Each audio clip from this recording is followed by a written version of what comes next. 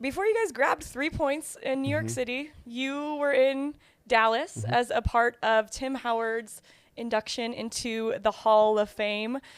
How did that come about? How did you become a part of this? Because you played a pretty big role. You got to give a speech to welcome him to the stage. Yeah. Well, I got a phone call from Tim a few months back now, and said, look, he was going to be inducted in the Hall of Fame. I'd like you to be a part of the day. Obviously, family and friends and everyone was coming. And then, we kind of left it at that. And then a few weeks prior to coming, the event coming up, he said, look, I'd really like it if you would give the introduction speech for me beforehand. And obviously humbled and privileged that was the case. But, I spent 3 weeks thinking to myself, wow, what am I actually going to say? And then I get an email from the Hall of Fame saying you have 5 minutes. Wow. To introduce Tim Howard. I'm thinking, so how am I going to do 22 years at his resume into 5 minutes? So, yeah. But yeah, it was a fantastic weekend. Well, since you mentioned it, can you give us a taste of something that you said that really sticks out to you? It was funny because it was a flying Friday night, and it was a big presentation for the 4 people being inducted, and like a meet and greet and dinner and so on and so forth on Friday night, and then the day on Saturday was go to the Hall of Fame, see the stuff that they put into the actual Hall of Fame, and then obviously there was a 3.5, 4 hour ceremony. Tim went last.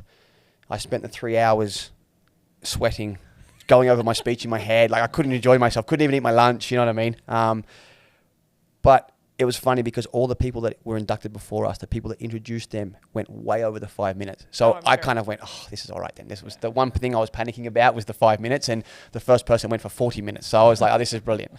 But yeah, I just picked a time frame in really our first year together that I thought defined our relationship together, and it was when he hurt his groin after the Western Conference semi-final, playing for USA against Mexico, and then just the next 4 months, I kind of outlined in my speech how I felt our relationship went and the work he put in to get back to play that game in New York prior to playing the World Cup qualifier again against Panama.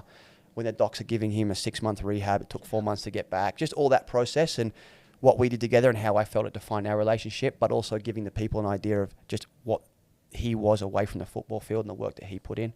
Yeah, and that was just kind of shaped my speech a little bit. So yeah, it was so cool. That's Drew's old stomping grounds where the Hall of Fame is. Yeah.